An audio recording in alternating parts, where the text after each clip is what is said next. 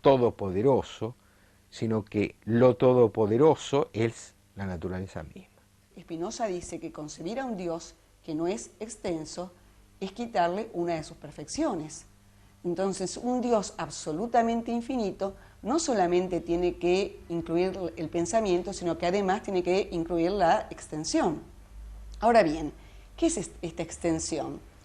Este atributo, que es la extensión, en realidad está conformado por la totalidad infinita de los cuerpos. Esto es por el aspecto que presenta la totalidad de los cuerpos, constituyendo al universo. Ahora, ¿qué pasa? Esta totalidad de los cuerpos, en realidad, es una especie de sistema cerrado.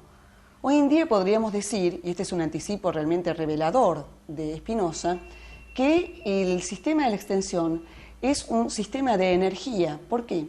Porque en realidad los cuerpos están constituidos por corpúsculos que van cambiando de forma y van adquiriendo nuevas configuraciones de forma permanente. Spinoza afirmó también que era imposible demostrar la inmortalidad del alma y que la Biblia debía ser libremente interpretada sin prestar atención a la exégesis oficial. La hostilidad hacia Spinoza no cesó con la excomunión y hasta se llegó a atentar contra su vida. Como consecuencia de ese intento de asesinato, fue a residir a un pueblito cerca de Leiden y 3 años más tarde a los alrededores de La Haya. Trató de llevar una vida discreta, reservada y dedicada al estudio y la escritura. Se le conoce un único intento de formar una familia que no prosperó porque el padre de la novia impuso la condición de que Spinoza abrazara el cristianismo. Toda su obra filosófica y todo el desarrollo de su profesión y de su pensamiento lo hace apartado y de alguna manera rechazado por el mundo religioso y el mundo incluso filosófico. Es muy interesante ver cómo las reacciones que suscita Spinoza. Reacciones muy fuertes de rechazo y de aceptación.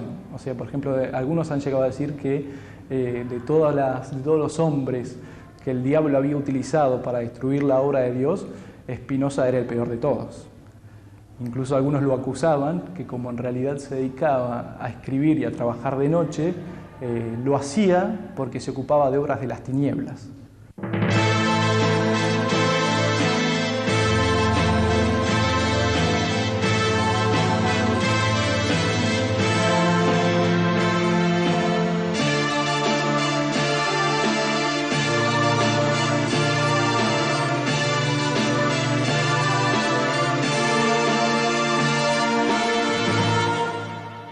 Baruch Spinoza.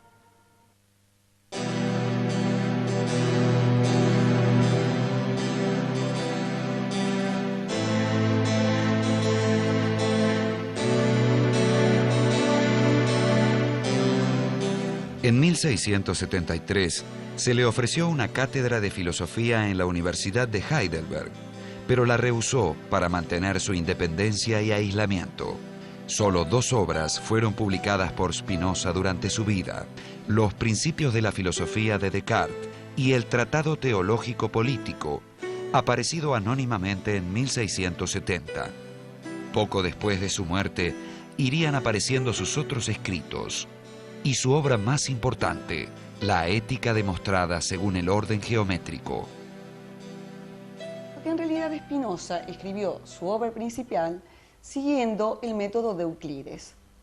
El método de Euclides parte de ciertos axiomas y de ciertas definiciones, y a partir de esas definiciones y de esos axiomas se van derivando, lógicamente, una serie de proposiciones a lo largo de las cuales se demuestran justamente esas definiciones y esos axiomas de los cuales se partió. Él dice que va a tratar de las pasiones y de los sentimientos humanos como si se tratara de líneas y de puntos. Entonces, la ética que funda Spinoza es una ética objetiva.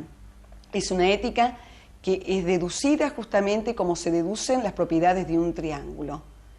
Entonces, el amor intelectual, que es la figura, de Spinoza, o el elemento, donde culmina toda la ética de Spinoza, el planteo ético de Spinoza, es ese alcanzar la forma de conocimiento más perfecta por la cual yo veo toda la realidad surgiendo, digamos, cada cosa singular surgiendo, o como un modo, digamos, finito, y todas las cosas relacionadas entre sí, que en el fondo están surgiendo de ese ser divino que es Dios. Surgiendo obviamente necesariamente, constantemente en todo momento. E incluso me comprendo a mí mismo como una manifestación de Dios, y ese amor que yo tengo a esa fuente de la cual surjo, o a esa causa inmanente que es Dios, me doy cuenta que es Dios amándose a sí mismo. El problema no es Dios, sino el uso político-moral que se hace de Dios. Esto es un tema tal vez el más escandaloso, en donde a partir de ello él dice toda moral que construye qué es el bien y qué es el mal, es un aparato de sometimiento y obediencia. De ahí que su libro principal, La Ética, sea el texto más escandaloso, donde dice, son las relaciones entre las cosas y entre los hombres las que establecen lo bueno y lo malo. No existe el bien y el mal, sino lo bueno y lo malo. ¿Qué es lo bueno? Aquello que, no siendo yo mismo, me afecta y me produce sentimientos de alegría. Me compone.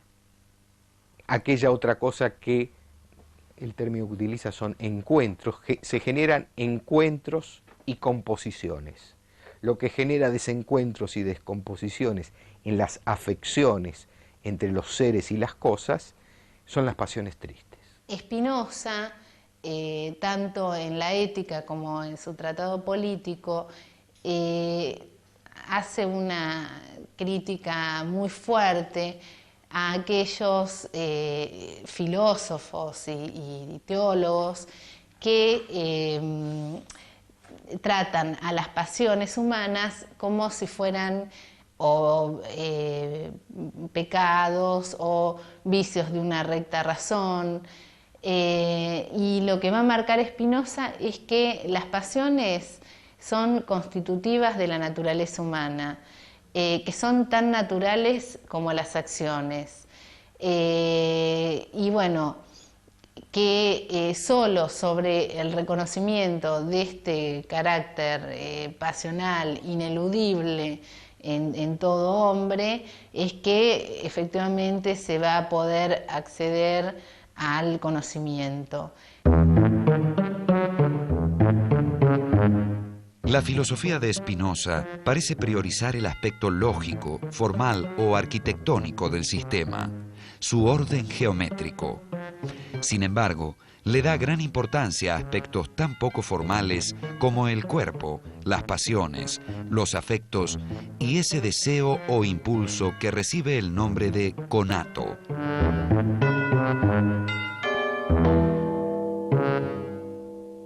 Concretamente dice Spinoza que todas las cosas particulares, todos los cuerpos particulares, justamente se encuentran en interconexión. Cada cuerpo es una entidad autónoma, relativamente autónoma. ¿Por qué? Porque cada cuerpo está animado por lo que Spinoza llama el conato. El conato es una tendencia de la cosa a permanecer o a mantenerse en la existencia. De alguna manera, el conato es la esencia de toda cosa singular. Es decir, según Spinoza, todas las cosas singulares, incluidos los hombres, tenemos o poseemos un conato. Este conato, que años después, por ejemplo, se llamaría instinto de vida, o incluso en Freud